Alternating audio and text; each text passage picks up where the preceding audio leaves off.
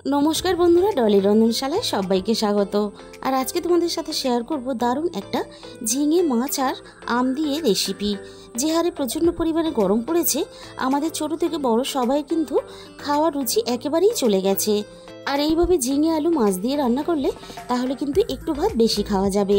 एखाने आमी एकटा बड़ो साइजेर झिंगे केटे निয়েছি और साथे आमी 5 पिस रुई माछ निয়েছি और साथे निয়েছি একটা আম। আর আমটা কিন্তু আমি পুরো রান্নাতে গোটা ব্যবহার করব না, তাহলে কিন্তু অনেকটা টক হয়ে যাবে। তাই আমি আমের অর্ধেকটা এইভাবে ছাড়িয়ে রেডি করে নিয়েছি। এবার আমি অর্ধেক আমটা একটা গ্রেটারের সাহায্যে এইভাবে গ্রেট করে নেব। এইভাবে তুমি যদি আমটা গ্রেট করতে না চাও তাহলে শিলপাটাতেও খুব ভালোভাবে থেতো করে নিতে পারো। আমি এখানে আমটা সম্পূর্ণ গ্রেট করে রেডি করে নিলাম। এবার আমি মাছটাকে রেডি করে নেব। মাছের মধ্যে আমি স্বাদ মতো লবণ দিয়ে দিলাম আর সাথে দিয়ে দিলাম হাফ চামচের একটু কম হলুদ গুঁড়ো। এবার আমি মাছটাকে লবণ আর হলুদ দিয়ে খুব ভালোভাবে মেখে নেব। মাছটা আমার লবণ হলুদ দিয়ে মাখা রেডি হয়ে গেছে। এবার একটা সাইডে আমি সরিয়ে রেখে দেব।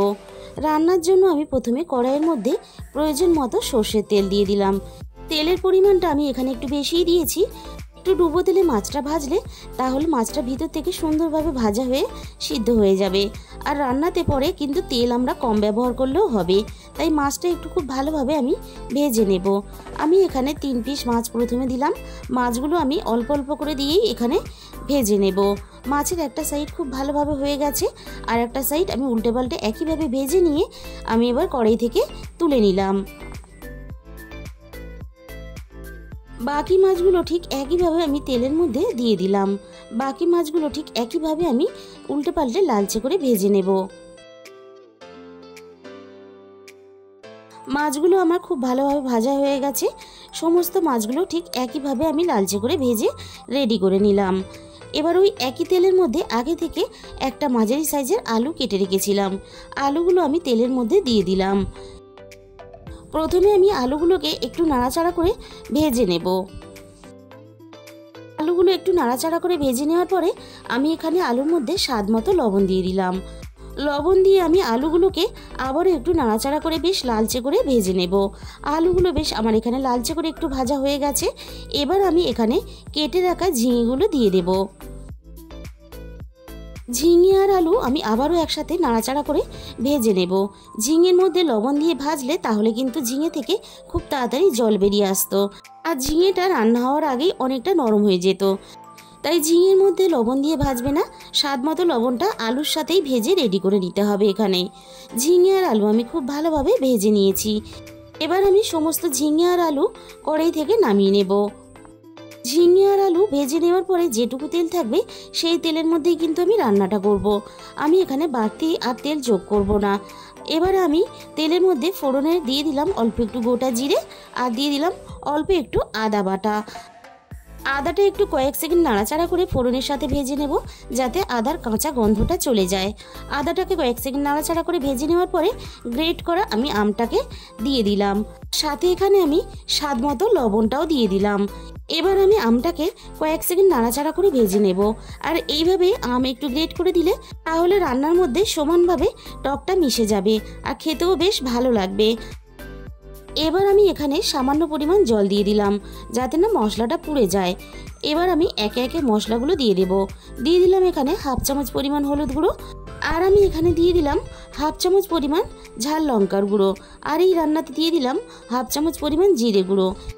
এবার আমি আম আর মশলা আবারও একসাথে খুব ভালোভাবে কষিয়ে নেব। এইভাবে আম গ্রেট করে নিয়ে মশলার সাথে কষিয়ে রান্না করলে খাওয়ার সময় টকের স্বাদটা পাবে, কিন্তু কিভাবে তুমি রান্নাটা করেছো কেউ কিন্তু বুঝতে পারবে না।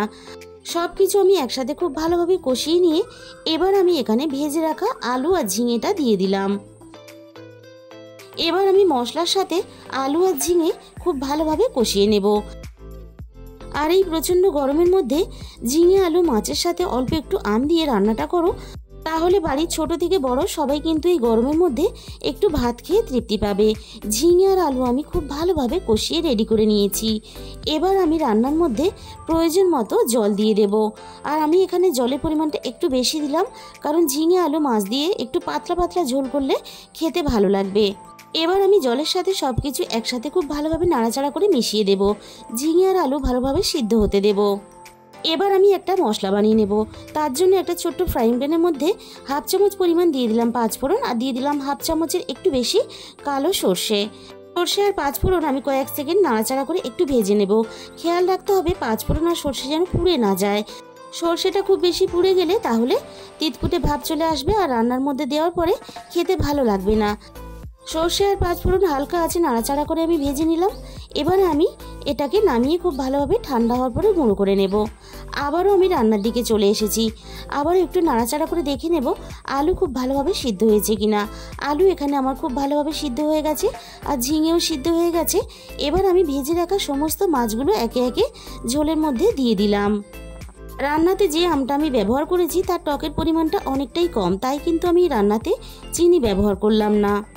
তোমরা যখন রান্না করবে আমের টকের পরিমাণ বুঝে অবশ্যই অল্প একটু চিনি ব্যবহার করবে।